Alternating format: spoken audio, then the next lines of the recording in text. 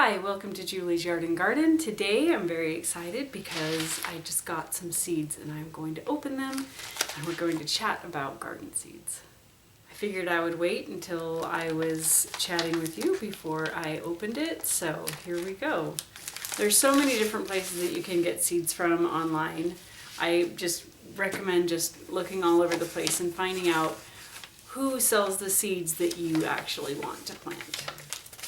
Here are my seeds. I was kind of hoping that they would have really pretty pictures on them like the ones that I ordered, but they don't, and that's okay because what comes out of the seed is what is most important, not necessarily the picture on the package. One thing that is important that's on the package is growing instructions. Every seed packet that I've ever purchased from, whether it was a garden store or online, will give you instructions on the best way to plant those seeds. Not only will it give you the best information on how to plant the seeds, but it will tell you how many days it will take for that particular seed to be mature enough that you can harvest the fruit of the vegetable that comes on the seed.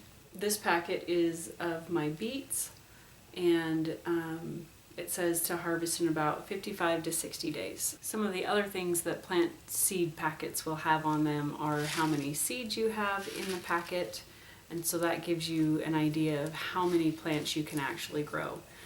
These are my beet seeds, and there's 300 of them. I do not have enough room to plant 300 seeds. I'm not a commercial grower. So what do you do with your seeds after you've planted them or to store them until you need them? Seeds are sold in lots, and there usually is also a date on the back or somewhere on the package that says that this is when the seeds were packaged and what year they are supposed to be planted, but seeds will last a lot longer than one season, so please don't throw your packet of seeds away. You'll save an awful lot of money. Seeds have gotten a lot more expensive in the last few years, and they tend to package them with fewer seeds in a package, unfortunately. So price has gone up, seed count has gone down. Just kind of the way things are at this moment. So in order to save yourself from having to purchase your seeds over and over again, you can store them. You can't store them forever, but the way you store them will help you to be able to use those seeds several years in a row and hopefully be able to use up all of the seeds that you purchased. One good example of being able to use and sprout seeds that were packaged for a previous year was in my microgreens video. The seeds that were used in that video were actually packaged for 2017, but I didn't plant them until 2021, so that's been 4 years. But I kept the packet of seeds in a cool, dry spot, and it was just fine, and they sprouted just fine. One of the things that you need to make sure that you do that I think is the very most important is you need to keep your seeds dry. Not all seeds have to have light in order to sprout. Some do, and that will be on the package if you're supposed to start those seeds with light. But seeds are put in the ground, so if they have moisture and they have warmth, they will sprout. You can store your seeds in any number of places. Again, just make sure that they stay dry, especially. Cool and dark, it really helps them to extend their life so that you can use more than one package of seeds for more than 1 year. I've had a packet of zucchini seeds that I finished a couple of years ago that I probably had about 7 years. The way that I'm storing my seeds most recently, I did this last year, is just in a little plastic tote. And because I had so many different kinds of seed packets, I went ahead and separated them by category. That's just me. If things are kind of disorganized, I get frustrated. Before I put them in this container to keep them sorted, I actually had them in a mason jar and I kept them in my refrigerator.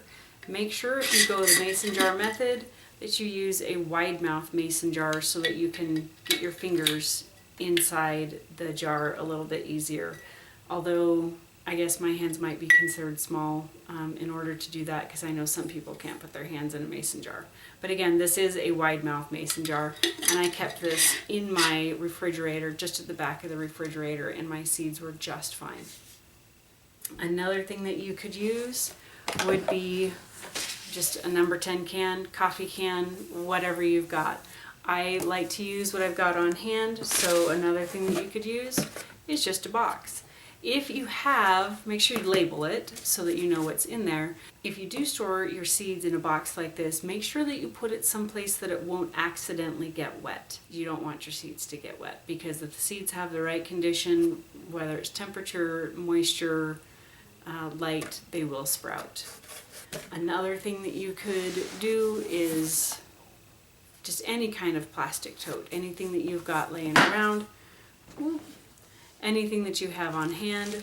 This actually had lunch meat in it, and I just washed it out, and I could use this to put my seeds in as well.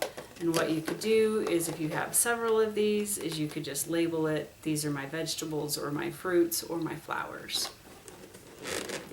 That is what I had done in this little packet here. I have herbs, I have flowers, I've got my vegetables, and I've got a whole section of greens because I've got a lot of different kinds of lettuces. I did just see a show recently, and the show is not about seeds or anything like that, but it did feature a local LA gardener that kept his seeds in camping coolers. So if you've got some of those around, or one of those around, you could use one of those. Now, depending on how many seeds you have, he used the great big coolers. If you've got just a few, if you've got a small camper cooler that you're not using, you could store your seeds in there, put them up on a shelf, and put them in a closet. Like I said, you can put them in the refrigerator. I wouldn't recommend putting them in a shed, an outdoor shed, because of the temperature fluctuations. You want to make sure that they stay pretty much an even temperature. I have a storage closet that I will keep like extra pantry essentials in, so like flour, sugar, stuff like that. I will put my seeds in the shelf there as well. And that is where I've stored my seeds most recently, because when the closet is shut, it's completely dark, it's dry, and it's in a cool place. Those are the things that you need, especially to store your seeds for longer than one season. I hope you can find a place that you can keep your seeds for more than one season and save yourself a little bit of extra cash. Until next time, grow something you love and just have fun with it.